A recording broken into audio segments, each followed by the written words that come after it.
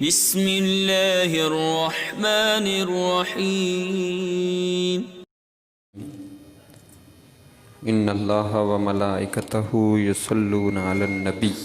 یا ایہا الذین آمنوا صلوا علیہ وسلموا تسلیما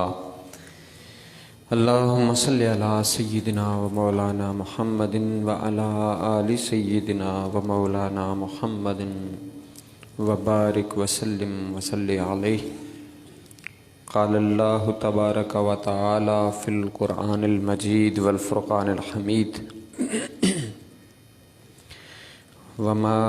امروا الا لیعبدوا اللہ مخلصین لہ الدین آمنت باللہ صدق اللہ مولانا العظیم وبلغنا رسولہ النبی الکریم الامین المکین الرؤوف الرحیم ونحن علی ذلک لمن الشاہدین والشاکرین والحمد للہ رب العالمین۔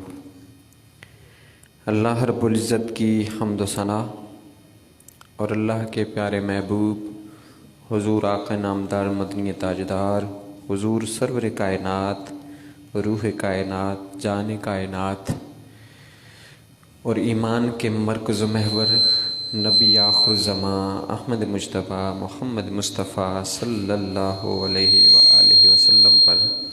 درود و سلام کا نذرانہ عرض کرنے کے بعد محترم سامعین و حاضرین،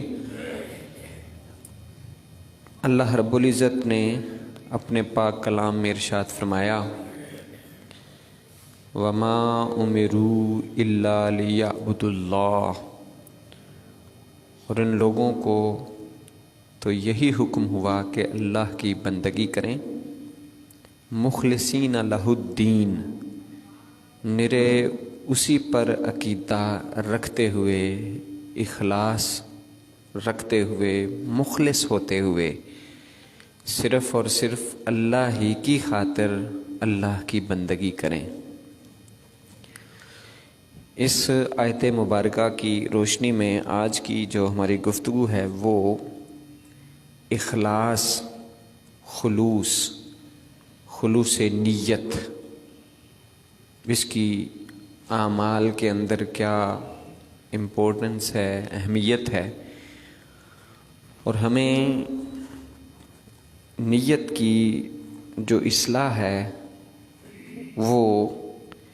کس طرح کرنی چاہیے۔ تعلیمات نبوی صلی اللہ علیہ وآلہ وسلم ہماری اس حوالے سے کیا رہنمائی کرتی ہیں۔ تو خلوص، خالص ہونا، ملاوٹ سے پاک ہونا،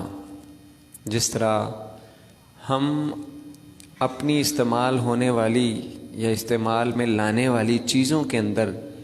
ملاوٹ کو پسند نہیں کرتے کہ کوئی ہمیں ملاوٹ والی چیزیں دے ہم انہیں استعمال کریں، تو وہ خالق و مالک، وہ عرفہ والا ہستی جو اللہ اکبر سب سے بڑا ہے، اس ذات کے لیے جو ہم نیک اعمال کرتے ہیں، عبادات کرتے ہیں، اس کے اندر اگر ادنا سی بھی ملاوٹ ہو جاتی ہے تو وہ خالص چیز نہیں رہتی، وہ خلوص کے بغیر ہوتی ہے، اور جو چیز خلوص کے بغیر ہو، خالص نہ ہو، وہ اللہ کے ہاں مقبول نہیں ہوتی۔ جب ہم اس کے بندے ہو کر خالص چیزوں کے علاوہ جو ملاوٹ والی چیزیں ہیں اگر ہمیں پتہ چل جائے تو ہم اسے پسند نہیں کرتے، اور حتی الامکان یہ کوشش کرتے ہیں کہ خالص چیز حاصل کریں۔ تو ہم اس ذات بابرکات کے لیے کیوں نہ اپنے خلوص نیت کے ساتھ، خلوص دل کے ساتھ اپنے اعمال کی، اپنے بندگی کی جو ایک عاجزی کی ایک چیز ہے، عبادت ہے، وہ اللہ کی رضا کے لیے خلوص نیت کے ساتھ اور خالص کر کے بھیجیں، کہ ملاوٹ سے پاک ہو، ریاکاری سے پاک ہو، کہ اللہ رب العزت نے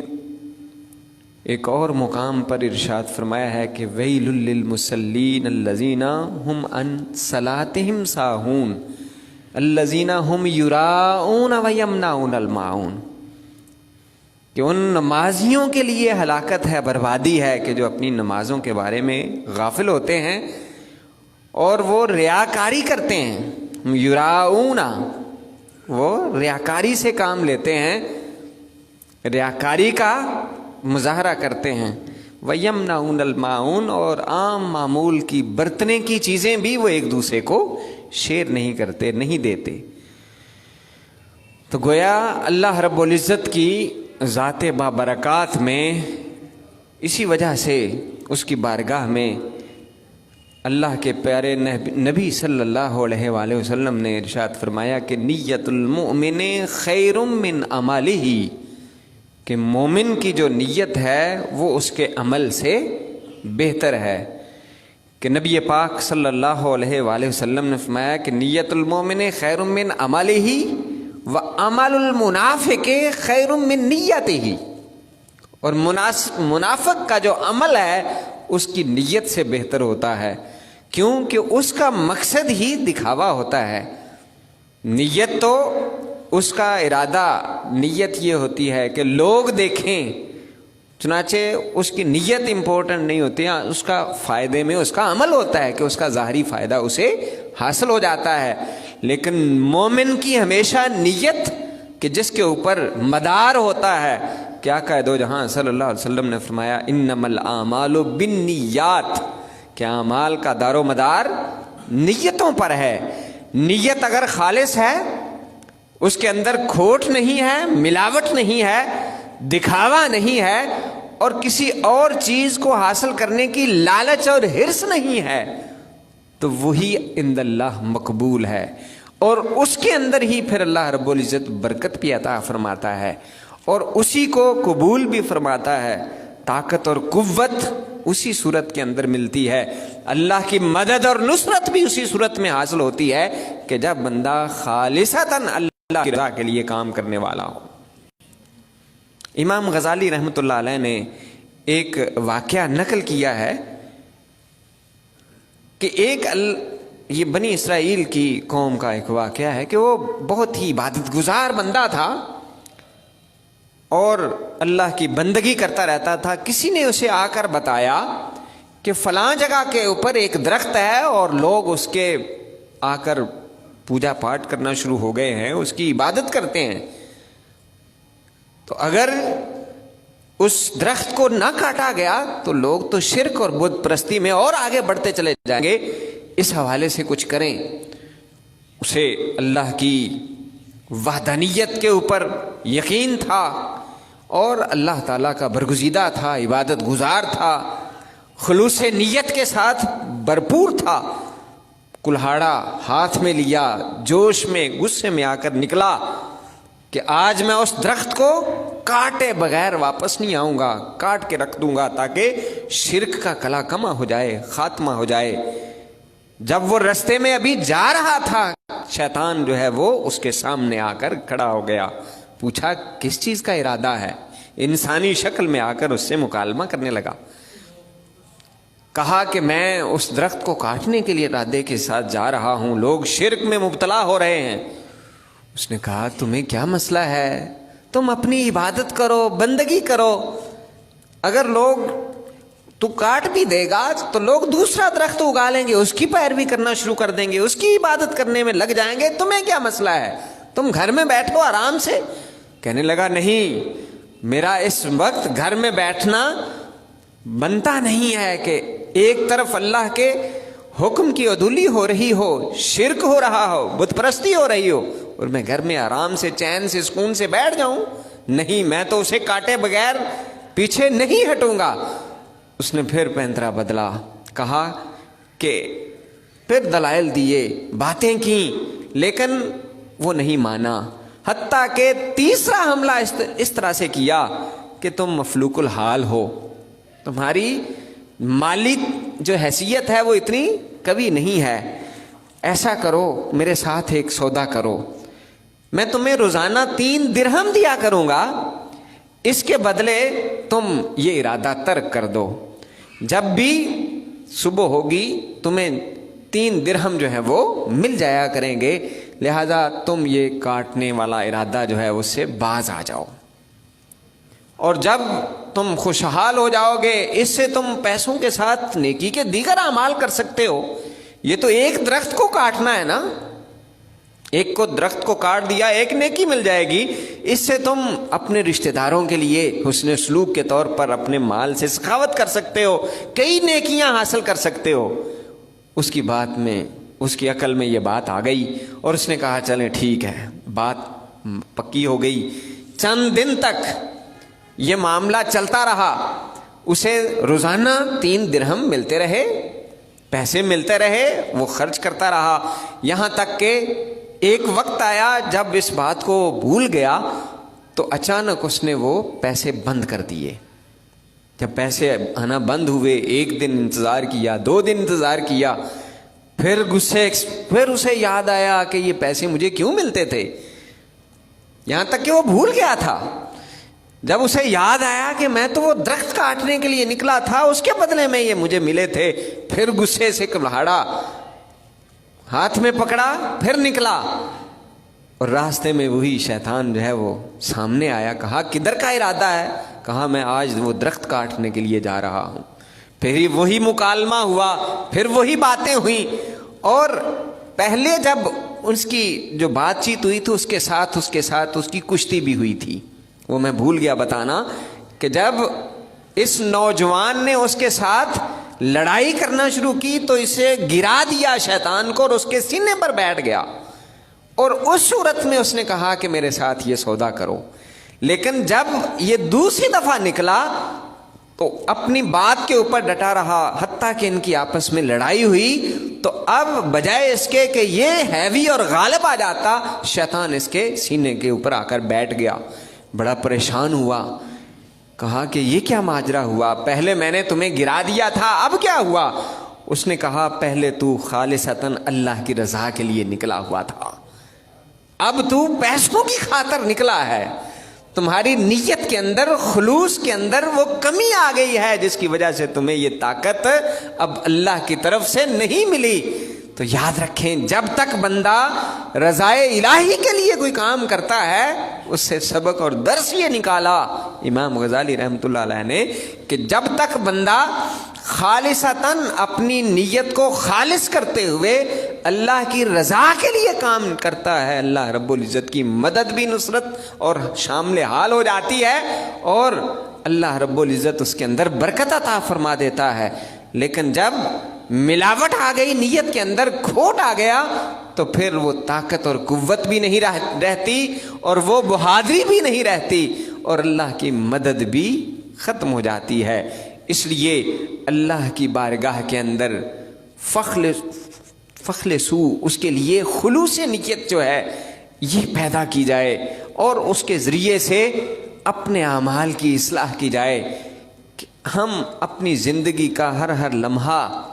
اللہ کی بندگی اور عبادت میں گزار سکتے ہیں، لیکن اس کے لیے تھوڑا سا ہمیں نیت کی اصلاح کرنے کی ضرورت ہے۔ اگر ہم کھاتے ہیں، معمول ہے ہمارا، اگر ہم اس کے اندر یہ نیت کر لیں کہ ہم اس لیے اپنے جسم کو طاقت اور قوت پہنچاتے ہیں کہ ہم قوت اور طاقت حاصل کر کے اپنے فرائض کی انجام دہی کر سکیں، اپنے فرائض پورے کر سکیں، تو ہمارا یہ کھانا پینا بھی عبادت بن جائے گا۔ حالانکہ کھانا تو کھانا ہی ہوتا ہے، لیکن اگر ہم اس نیت اور ارادے کے ساتھ آئیں،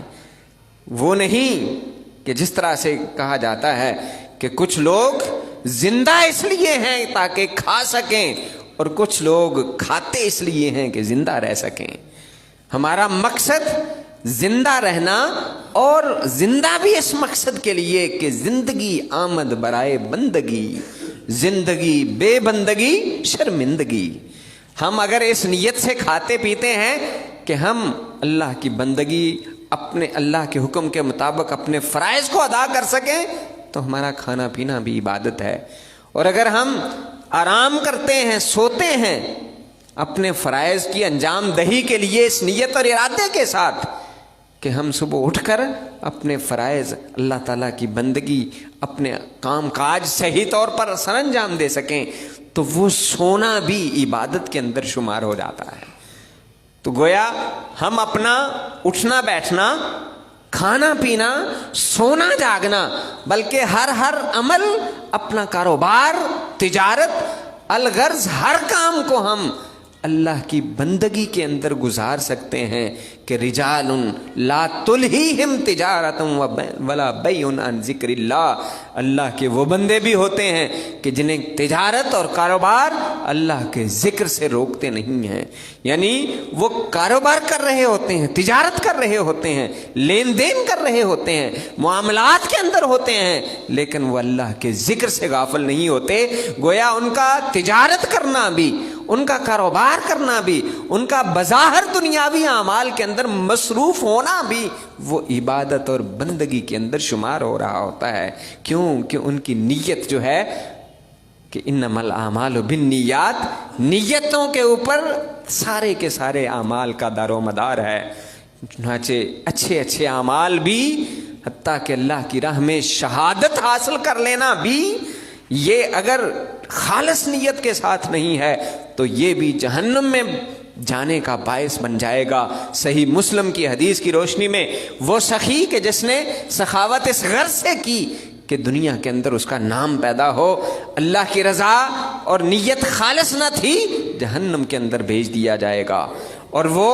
قرآن کا قاری جو قرآن کو پڑھنے والا ہے، جو خالص اللہ کی رضا کے لیے نہیں، دنیاوی طمع کے لیے، لالچ کے لیے اور دنیا میں اپنا نام روشن کرنے کے لیے پڑھتا ہے، تو وہ بھی اتنا اچھا عمل غارت جائے گا۔ اور شہادت جو اللہ کے راستے میں جان قربان کر دینا ہے، وہ بھی ایسا عمل ہے کہ جو قیامت کے روز آخرت میں جنت میں جانے کے باوجود وہ شہداء دوبارہ خواہش کریں گے کہ ہم دنیا کے اندر جائیں اور اللہ کی راہ میں قربان ہو جائیں، شہید ہو جائیں، تاکہ وہی لذت اور سرور حاصل ہو سکے جو اللہ کی راہ میں جان قربان کرنے کے لیے ہمیں اس وقت نصیب ہوا تھا۔ یہی شہادت کا منصب اتنا بڑا منصب ہے، لیکن صرف اور صرف نیت کے خالص نہ ہونے کی وجہ سے آقا دو جہاں صلی اللہ علیہ وسلم نے فرمایا اسے بھی جہنم میں ڈال دیا جائے گا۔ اور دوسری طرف آقا دو جہاں صلی اللہ علیہ وسلم نے فرمایا کہ ایک ایسا شخص کہ جس کی نیت ہے، ارادہ ہے کہ میں اللہ کی راہ میں شہادت حاصل کروں، لیکن اسے موقع نہیں ملتا، کوشش ہے، شوق ہے، لیکن وہ بستر مرگ پر بیمار ہو کر اس دنیا سے چلا جاتا ہے، خالق کائنات اس نیت کی وجہ سے اسے شہادت کے مرتبے پر فائز کر دیتا۔ یہ نیت کی اتنی زیادہ امپورٹنس ہے، اہمیت ہے، ہمیں اپنے اعمال کا مدار اپنی نیتوں کی اصلاح کے ساتھ کرنا ہو چاہیے، اور جو بھی عمل کریں خرچ کریں، اپنے اوپر خرچ کریں یا گھر والوں کے اوپر خرچ کریں یا کسی بھی نیک جائز کام کے اوپر خرچ کریں، اس میں نیت یہ ہو، ارادہ یہ ہو کہ میں اللہ کی رضا، اللہ کے پیارے محبوب صلی اللہ علیہ وسلم کی رضا کے لیے یہ کر رہا ہوں۔ مال کمانے کے لیے بھی نیت یہ ہو کہ رزق حلال اللہ کے حکم کے ساتھ میں کما رہا ہوں، کرنا چاہتا ہوں، اپنی نیتوں کے اندر بھی اخلاص ہو، اعمال کے اندر بھی اخلاص ہو، تو یہ ساری کی ساری صرف یہ ایک چیز ہم درست کر لیں، زندگی کے تمام معاملات جو ہیں وہ ہمارے حق میں ہوں گے، اللہ کی مدد اور نصرت بھی حاصل ہوگی، اور ہم اس دنیا کے اندر بھی کامیاب ہوں گے، آخرت کے اندر بھی کامیاب ہو جائیں گے۔ وما علیہ الا البلاغ۔